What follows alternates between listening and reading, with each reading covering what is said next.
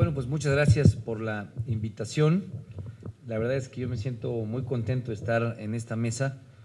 Primero por la amistad que tengo desde hace muchos años con Luis Carlos Ugalde, con quien pues de hace ya mucho tiempo nos conocemos y que de manera particular recientemente, cuando se ha involucrado en los temas desde combate a la corrupción, combate a la impunidad y ahora con Integralia al frente de este documento, pues la verdad es que está poniendo el dedo, yo creo que en los temas más importantes. Cuando él ha tomado la visualización del Congreso como un nuevo actor y empezarlo a revisar de manera sistémica, metodológica, con datos duros, pues me parece que pone al frente del debate nacional una de las grandes discusiones que hay, que es cómo nuestra democracia ha avanzado y cómo, especialmente en el espacio legislativo, estamos construyendo los pedos y los contrapedos que se requieren. Entonces, muchas gracias por la invitación, Luis Carlos, felicidades por el documento y especialmente compartirla con Ernesto Cordero y con José Yunes, pues es un doble motivo de estar contento.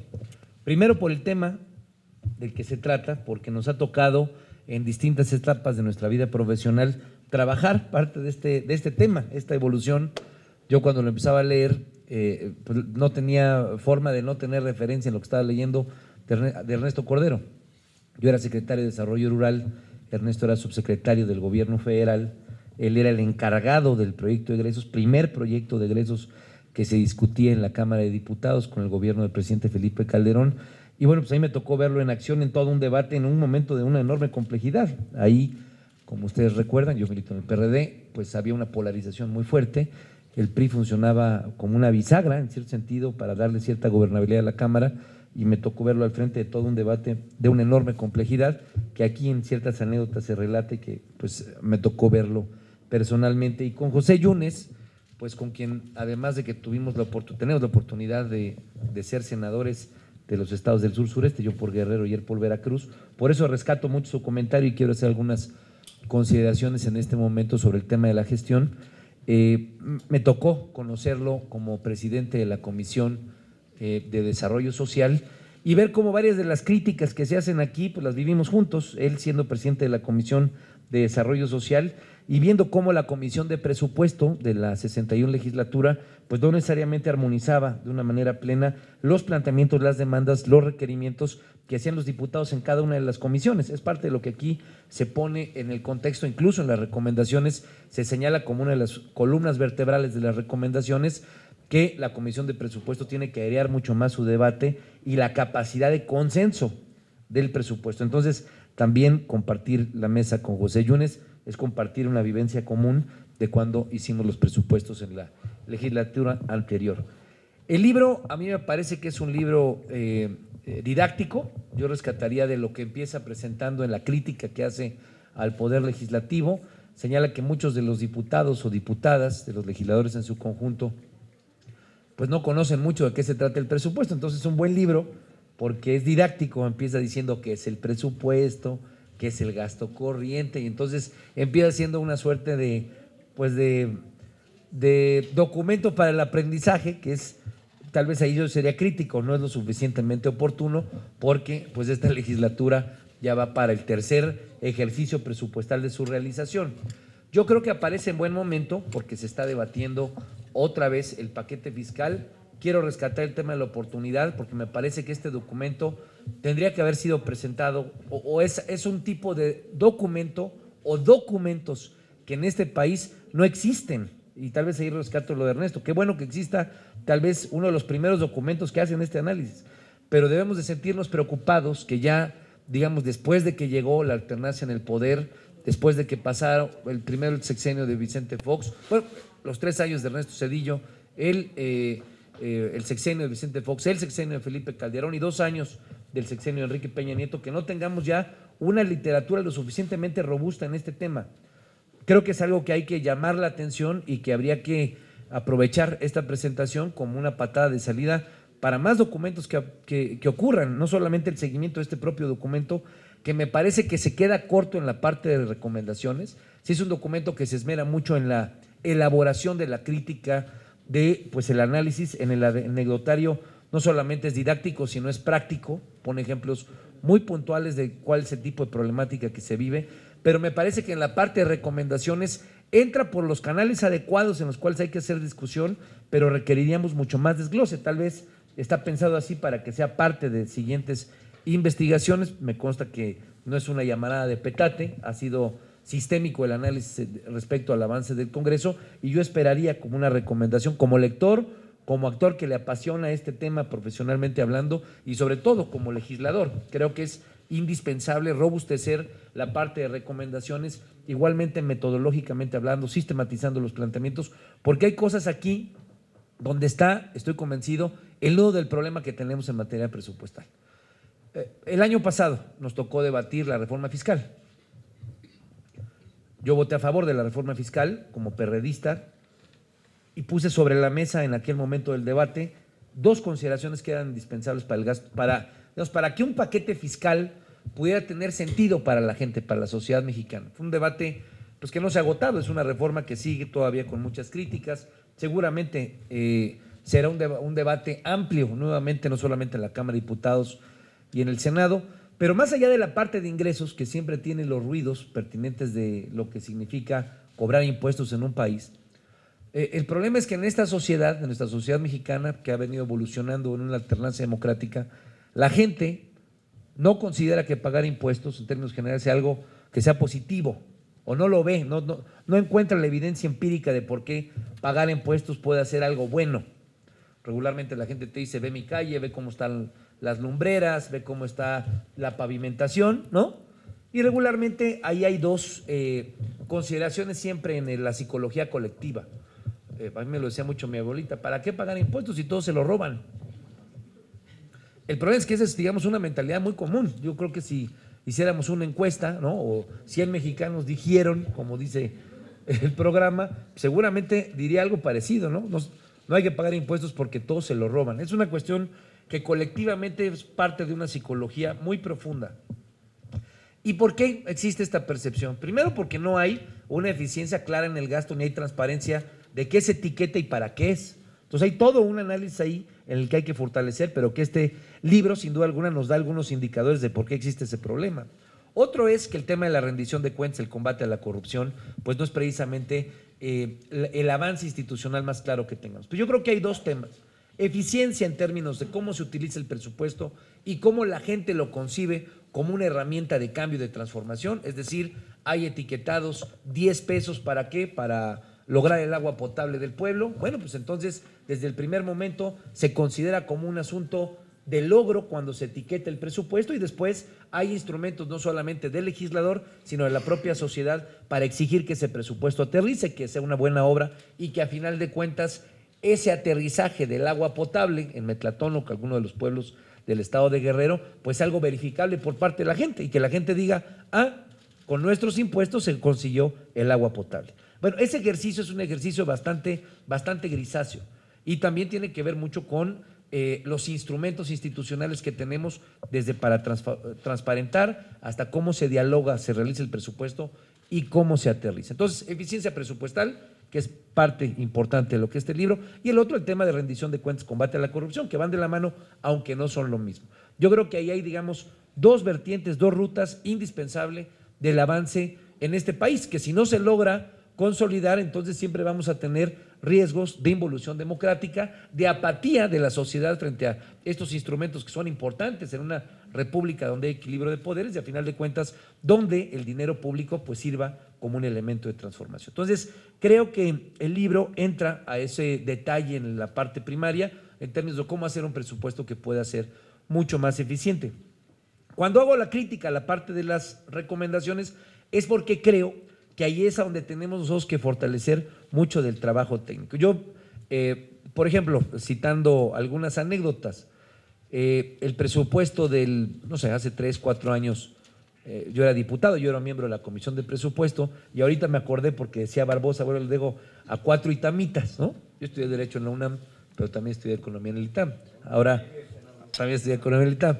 Ahora, Luis Carlos sé que se ha sesgado más hacia el CIDE, cosa que es un error de su parte, pero en aquel momento era interesante ver por lo menos cómo una discusión que muchas veces es muy tensa cuando estamos hablando de presupuesto. Yo creo que, como lo define el libro, es uno de los momentos climáticos del poder en el país, es cómo se distribuye pues lo que significa la riqueza que se colecta, sea a través del petróleo o a través de los impuestos, pero cómo se distribuye es un momento, yo creo que de los más climáticos, de quién tiene el poder, qué clientela, qué grupo. Cuando aquí habla de los 85 diputados o diputadas de la CNC, estamos hablando de un bloque fuerte en aquel momento, de un bloque que podía parar la discusión y que podía parar el reloj legislativo y que tenía que ver, aquí lo menciona, ¿no?, con Eladio Ramírez, que era el líder de la CNC, que tenía un cuerpo sumamente agrupado alrededor y que tenía las 7 comisiones unidas, presidida en términos informales por la Comisión de Agricultura, y que tenía una capacidad de articulación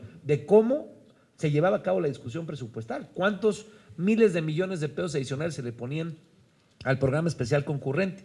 A mí me tocó ser, antes de ser diputado, yo era secretario secretario de Desarrollo Rural en Guerrero, y bueno, pues ahí veías realmente cómo se partía el pastel, o digamos, una parte del pastel. Entonces, el tema de la discusión, cuando hablamos del presupuesto, puede ser muy tenso, es muy tensionante. Y quiero rescatar del comentario de Barbosa, que nos tocó hacer el presupuesto a gente que éramos de la misma escuela. El secretario, ya no subsecretario, sino después secretario de Hacienda, era Ernesto Cordero. 2 subsecretarios eran José Mid, actual canciller, que era subsecretario de Ingresos, creo. Era Pérez Jácome, que era subsecretario de Egresos. Pero por el PAN estaba Gabriela Cuevas y estaba Roberto Gil, que eran miembros de la Comisión de Presupuesto. Por el PRI estaba Luis Videgaray y por el PRD estaba Vidal Llerenas, y yo ahí medio me metía de vez en cuando, ¿no? Digo, lo cito como una suerte de anecdotario para hacer amable la plática, porque a final de cuentas yo quiero rescatar mucho de lo que dice Ernesto, 2 principios que movían por lo menos ese acuerdo final. Hay de 2 sopas en la Cámara. Ahí me tocó ver gente que de repente te decía, yo quiero 20 millones de pesos en carreteras, y de repente en la negociación, porque era un diputado importante en el grupo parlamentario, lograba la gestión de 20 o 25 millones de pesos. Y tú le preguntabas, oye, ¿en qué camino, no? Y decía, no, pues traigo 10 caminos, o 15, ¿no? El camino de Pedro Páramo a San José de Ajutla, pues ahí ponle 1 millón de pesos.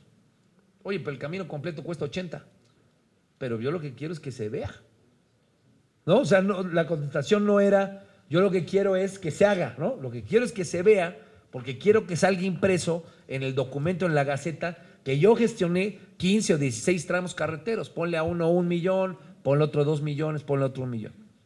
Bueno, esa realidad es una forma de concebir el presupuesto, y eso se hacía y se hace en el presupuesto. Eso hay que dejarlo claro. Eso se ha hecho en el presupuesto. No me tocó ver la época de Zedillo, pero se ha hecho en el presupuesto. Porque se ponían estas bolsitas en las cuales hay injerencia, de las cuales habla el documento, en las cuales, pues, de repente era el tema de caminos, ¿no? Y se mandaba caminos con 25,000 o 30,000 millones de pesos menos, y entonces todos los diputados, ¿cómo es posible, no? Y era como una obra de teatro que ya sabíamos cuál era el desenlace. O también el tema del campo, ¿cómo es posible? O la deuda del DF, ¿no? Digamos, cada quien sabía cómo podías tú generar una suerte de desequilibrio de origen en el presupuesto y cómo eventualmente ibas a reequilibrar.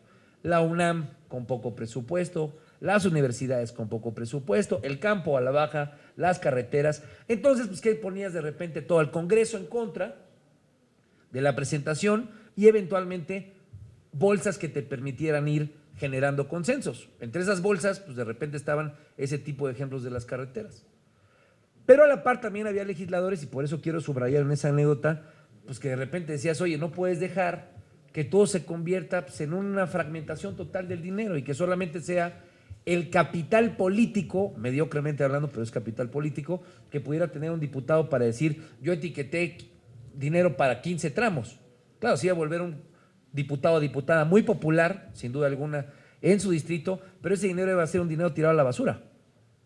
Ahora, aquí también se comenta de si existían expedientes o no. Ese es otro truco que hay en la negociación presupuestal. Pues muchas veces era, te doy chance de que etiquetes esos 15 tramos, como sabemos que no tienen código presupuestal o no tienen la identificación de código hacendario, pues va a ser como que de repente 5, 6, 7, 8 meses después es, ¿dónde están mis caminos?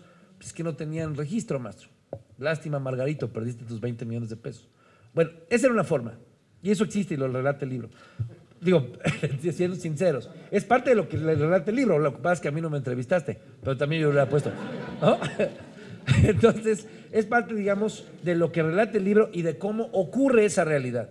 Esa realidad es la crítica profunda que hace el libro. Es algo que hay que corregir. Pero también hay otro formato, y por eso lo quiero rescatar de lo que decía Ernesto. Y por eso cito ese ejemplo, no necesariamente porque se fuera un tema de escuela. Era un tema un poco de la visión que hay que tener respecto al presupuesto y que hay que garantizar que no sea un tema de visiones individuales, sino que sea de instituciones, de reglas, de leyes que hagan que esto ocurra, esté Pedro Páramo, esté Ríos Peter o esté el que sea, sino que sea una forma en la cual se diseñe simplemente el presupuesto. Y nosotros pusimos un código en el cual íbamos a evitar que hubiera ese chachareo. Claro, implica enfrentarte contra varios compañeros de tu partido, de tu legislatura, etcétera, pero significa tener un código de cómo utilizar el dinero de la gente un poco superior. Por eso rescato el ejemplo que pone Ernesto. Había que debatir por los jóvenes, o había que debatir por el dinero para los municipios, o había que conseguir dinero para más carreteras que permitan articulación de conectividad, o combate a la pobreza, donde no necesariamente tiene que ser Guerrero, Veracruz, o donde podría ser el combate a la pobreza en los 10, en los 15 municipios o en los 15 estados más pobres del país. Me parece que ese tránsito es en el que este estudio nos deja pendientes de revisión para las recomendaciones. ¿Cómo garantizamos tener un plan articulador de carreteras? Cito ese ejemplo porque aquí menciona que hay uno desde el 2008, pero que por lo menos para mí como diputado no fue eje rector de la discusión. Un eje articulador carretero que te permita decirle a las bancadas del partido que sea, chiquitas, grandes, etcétera, pero que son las que representan a los ciudadanos en la Cámara de Diputados en la configuración de cómo se va a gastar el dinero, decir, a ver, nos faltan 10 tramos, nos falta el eje intercostero que vaya desde Colima, en la punta con Michoacán, hasta Guatemala. Ese tramo nos falta como país. Bueno, tenemos que tenerlo y tenemos que tener una meta muy clara de cómo ese mapa se construye, se etiqueta, se presupuesta, se hace y cómo se traduce en un mecanismo de comunicación entre el Poder Legislativo y la gente que está representada ahí. Por eso yo creo que no es menor lo que comenta, y ahora paso a lo que dice José Yunes. Yo creo que el tema de la gestión de parte de los diputados es fundamental. A mí me tocó ser diputado de un estado como el mío, que es Guerrero, con una presencia legislativa menor, tal vez con una menor presencia que la que puede tener el estado de Oaxaca, que tiene más diputados, o Puebla, pensando en o Veracruz incluso, que tiene una bancada muy grande. Si un legislador no tiene capacidad de gestión, dejamos, digamos, a que la inercia en este país se mantenga como la condición sine qua non. Y quiero solamente ponerlo como un tema a revisar que me parece indispensable. La inercia en este país desde hace muchos años es obra de infraestructura de mayor calado después de NAFTA en Estados Unidos, después del TLC, para los Estados Unidos, los distritos de riego, la parte hidroagrícola claramente consolidados en La Laguna o en Sinaloa. Esto es parte de un esfuerzo de planeación de mucho tiempo del país. Yo soy de Guerrero, pero lo podría decir esto también alguien de Oaxaca o de Chiapas. ¿Dónde es donde falta infraestructura para conectividad? Pues falta en el sur.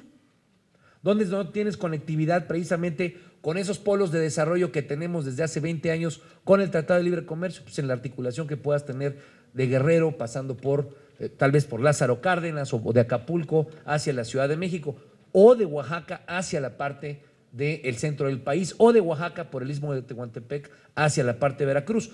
Hay mucha infraestructura que hace sentido para la competitividad del país, que hace sentido para combatir la pobreza, y que si nosotros le dejáramos al Congreso ausencia de esa capacidad de gestión, pues tal vez estamos dejándolo solamente un actor a la visión que pueda tener el Poder Ejecutivo. ¿Qué tal si el Poder Ejecutivo está enojado con el sur porque votó por el PRD?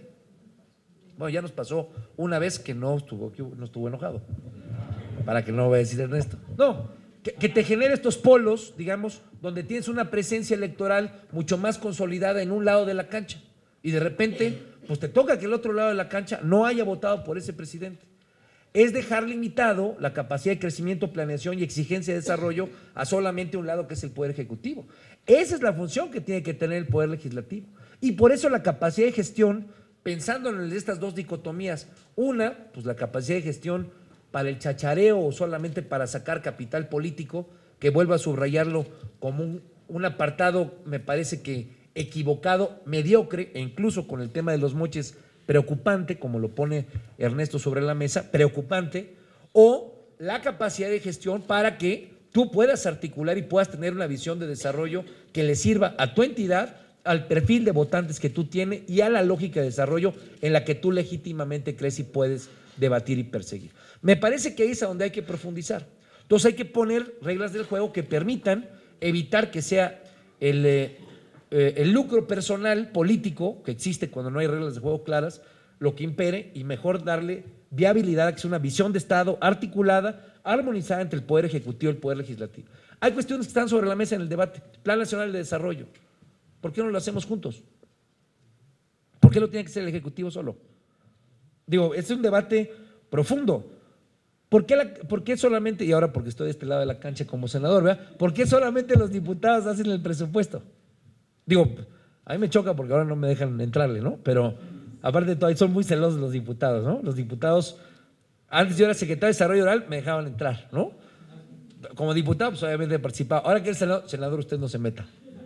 Usted no meta mano en el presupuesto, ¿no? Digo, me parece, porque es una de las partes finales de las recomendaciones, que sería interesante pensar, si lo que se quiere tener es una visualización del bosque, pues el Pacto Federal que está recomendado también aquí, digamos, representado también aquí, me parece que tiene mucho que decir en términos de la planeación presupuestal, en términos de cómo poder hacer, como hicimos con Ernesto cuando él era subsecretario y luego como secretario, hacer un programa de combate a la pobreza que pudiera tener injerencia de carácter regional. El Programa Especial de Seguridad Alimentaria lo vimos juntos con Ernesto cuando él era subsecretario, luego él fue secretario de Desarrollo Social, y fue un programa que se empezó con 1.200 millones de pesos para combatir la pobreza en Guerrero, Oaxaca y Chiapas, y que hoy es un programa que tiene 15 de 16 estados y que están siendo atendidos en términos de un combate a la pobreza, integrándolo con oportunidades y con otros mecanismos. Bueno, me parece que el Senado, que es donde puedes hacer esas coaliciones y que no necesariamente sean coaliciones partidistas, sino son coaliciones territoriales, podría tener mucho que ver para cómo garantizarle, vuelvo al ejemplo, competitividad e interconectividad al sur.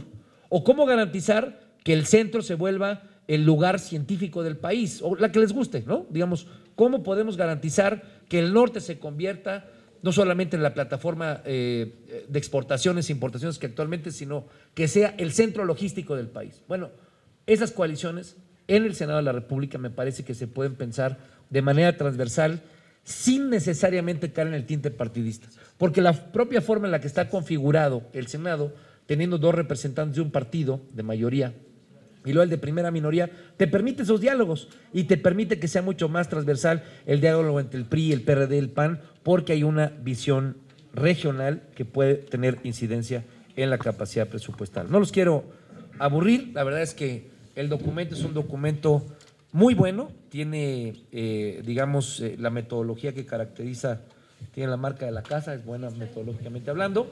Entonces, me parece que hay que aprovecharlo, hay que revisarlo, hay que difundirlo en la Cámara de Diputados. Ahorita trae varias cosas didácticas que todavía se pueden aprovechar, pero me parece que hay que fortalecer de manera particular la parte de recomendaciones.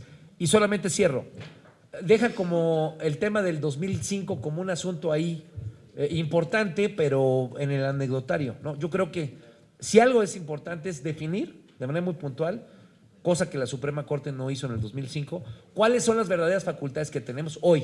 No solamente dejar hacia adelante hacia dónde queremos ir, sino las de hoy, qué tanto puede hacer el Ejecutivo, qué tanto puede ser el Legislativo y que eso permita que el diálogo sea más transparente. Porque si no, las incapacidades que también se habla aquí, la falta de profesionalización que tiene el Poder Legislativo, siempre va a dejarle mano ancha a la Secretaría de Hacienda. Y lo que queremos es un equilibrio real, que la Secretaría de Hacienda tenga indicadores, tenga números, tenga planteamientos, pero que al mismo tiempo la Cámara de Diputados tenga indicadores, tenga números, tenga personal, tenga profesionalización, para que ahí el poder de la bolsa, como le llaman en Estados Unidos, pues pueda ser verdaderamente un poder y no solamente un tránsito que hoy evidencia muy puntual que nuestra democracia apenas está en construcción y sobre todo que el equilibrio de poderes es algo a lo que le tenemos que seguir apostando. Muchas gracias. Muchas gracias a usted, señor senador Ríos Peter.